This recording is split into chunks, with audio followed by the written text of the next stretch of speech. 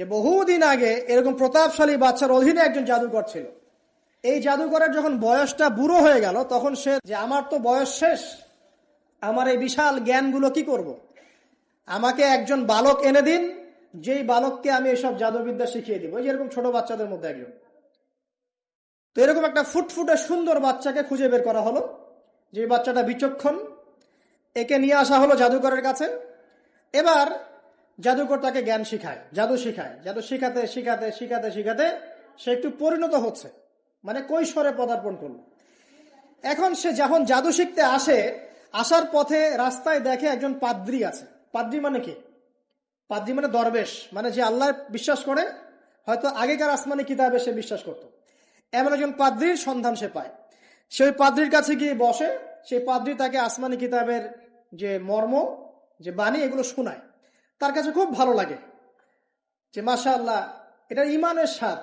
যখন কোরআন শুনি আমাদের ভালো লাগে না, আসমানি কিতাব যখন শুনে তার কাছে ভালো লাগে। সে বলে যে আমি এটা শিখতে চাই। তখন এই পাদ্রী তাকে বলে, তুমি তো জাদু শিখতে যাও এই বাদশাহ দরবেশের বাদশাহ জাদুকরের কাছে, যদি ওরা জানতে পারে তাহলে তো সমস্যা। তাহলে উপায় কি? যখন তুমি ওখানে যাবে, যখন দেরি হয়ে যাবে, তখন বলবে বাসার থেকে বের হতে দেরি হয়েছে, বাসার থেকে বের হতে দেরি হয়েছে। আর আমার এখানে বসে যখন বাসায় যাবে, তখন বাসায় গিয়ে বলবে যে ওখান থেকে, ওই যে জাদুকরের কাছ থেকে আসতে দেরি হয়েছে। মানে কৌশল অবলম্বন করতে তিনি শিক্ষা দিলেন। এখানে আমাদেরও নসিহত আছে, সবসময় তো আর মানে একই রকম করে চললে হবে না, কৌশলের প্রয়োজন আছে না? সত্য থেকে সরে গিয়ে নয়, কিন্তু কৌশল তো করার দরকার আছে। নবী সাল্লাল্লাহু আলাইহি ওয়াসাল্লাম যে হিজরত করেছেন, মক্কা থেকে মদিনা চলে গিয়েছেন, সবাইকে জানান দিয়েছিলেন, এই শোনো আমি হিজরত করছি, জানান দিয়েছেন। রাতের বেলা বের হয়েছেন, কৌশল। রাতের বেলা বের হন নাই, এবং তাকে মারার জন্য চারপাশ থেকে লোক ঘিরে রেখেছিল। এর মধ্য দিয়ে আল্লাহ রাব্বুল আলামিন তাকে বের করে নিয়ে গেছে। তিনি কি সবার সামনে ফেসবুকে জানান দিয়েছে, এই দেখো আমরা বেরোচ্ছি? তো তোমরা তো কৌশলই বুঝো না দিনের কাজে, যে কাজ হবে 1%, আই ওয়াশ হবে 99%। এখনকার এই যুগ। হ্যাঁ, দিনের কাজ হবে 1%, আই ওয়াশ শোডাউনই বেশি। এই শোডাউন করতে করতে মানুষের চোখ লাগে, যত চোখ লাগে তত সমস্যা সৃষ্টি হয়, এবং আস্তে আস্তে আস্তে আস্তে দিনের দায়রা মাইনাস হতে থাকে। এই বিষয়টার পিছনে তোমরাও দায়ী, কৌশল তো বোঝো না। তো স্মার্ট এবং বিচক্ষণ মুসলিমদের বড় অভাব আছে এখন পৃথিবীতে। যতক্ষণ পর্যন্ত বিচক্ষণতা অর্জিত হচ্ছে না, ততক্ষণ পর্যন্ত ইসলামের বিজয় হচ্ছে না, এটা মাথায় রাখেন। তারপর সামনে যান। এবার এই বাচ্চা খুব সুন্দর করে ব্যালেন্স করলো, একবার এখানে যায়, একবার ওখানে যায়। এই করতে করতে ওই যে জাদুকরের ইন্তেকাল হয়ে গেল, মারা গেল জাদুকর। এবার এই বাচ্চার কাছে মাশাআল্লাহ অনেক এলেম কালাম আছে। এদিকে সে পাদ্রীর জ্ঞানে দীক্ষিত হচ্ছে। দীক্ষিত হতে হতে তার মধ্যে আল্লাহ পাকের প্রতি একটা পরিপূর্ণ ঈমান চলে আসে। সে মুসলিম হয়ে গেল, আলহামদুলিল্লাহ। তো মুসলিম হওয়ার পরে একদিন সে যখন বাচ্চার কাছে যাচ্ছে, রাস্তায় একটা বিশাল জন্তু দেখা যাচ্ছে। বিশাল জন্তু, কিরকম জন্তু আমরা জানি না। ঠিক ওই যে দাব্বাতুল আরদ সামনে বের হবে, কিয়ামতের 10টা নিদর্শন আছে বড় বড়, তার মধ্যে একটা হচ্ছে দাব্বাতুল আরদ, জমিন থেকে ফুড়ে একটা প্রাণী বের হবে। আর এখন মানুষ এগুলো বিশ্বাস করবে না, আমি জানি। 2 দিন পর নাসা যখন বলবে তখন বিশ্বাস করবে। কথা কি বুঝতে পারছেন? তবে প্রাণী এই পৃথিবীর নিচে আছে। রাসূল সাল্লাল্লাহু আলাইহি ওয়াসাল্লাম বলেছেন 10টা আলামত না আসা পর্যন্ত কিয়ামত হবেই না। তার মধ্যে একটা হচ্ছে দাব্বাতুল আরদ, জমিন থেকে একটা প্রাণী বের হবে। এবং এই প্রাণী শুধু বেরই হবে না, মানুষের সাথে কথাবার্তা বলবে।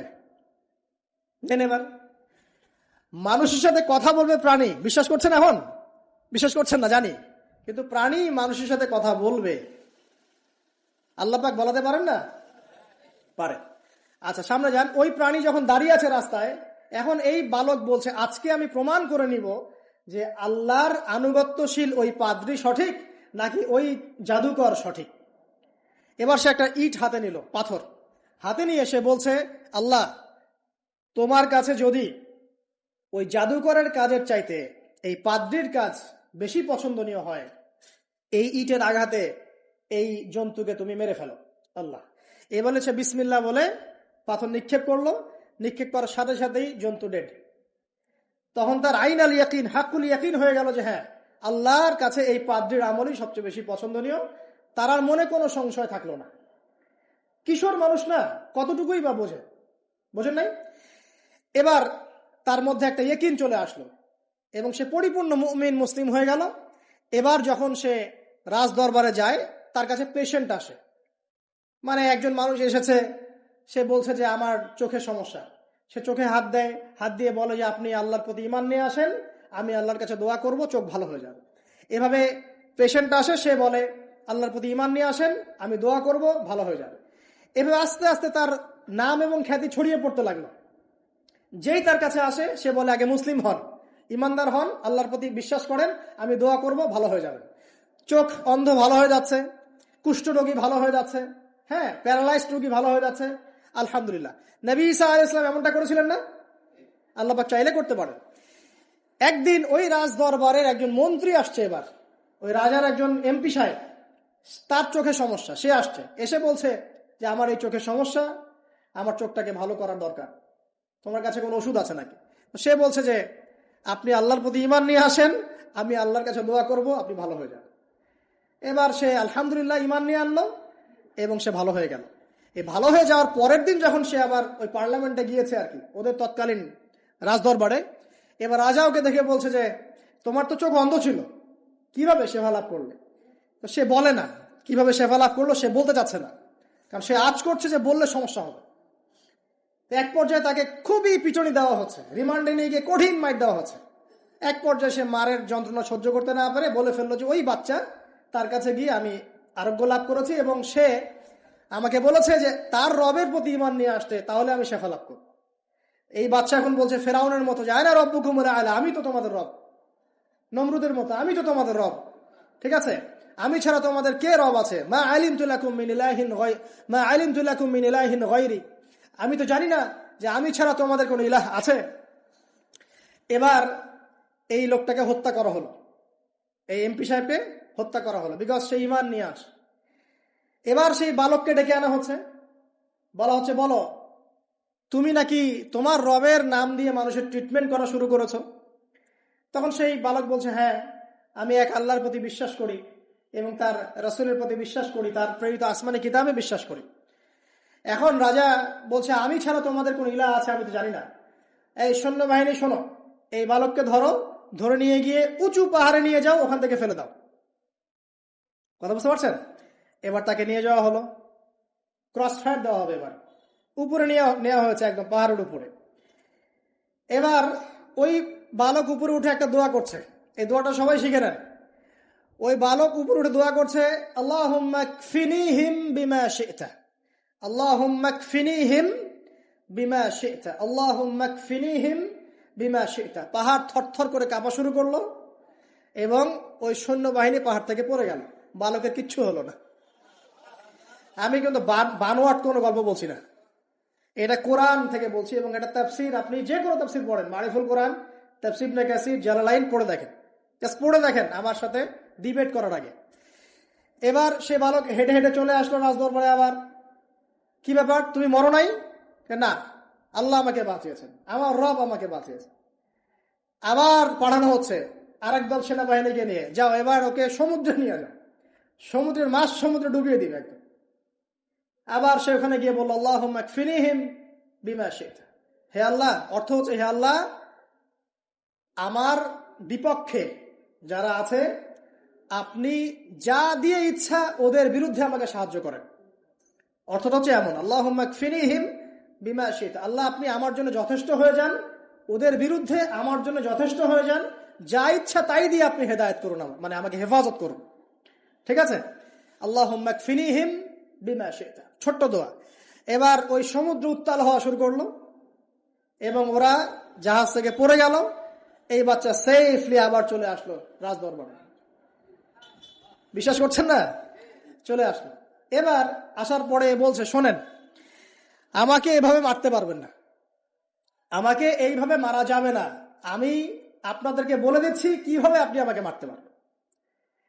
তো বাচ্চা বলছে কিভাবে মারতে পারবো বলো?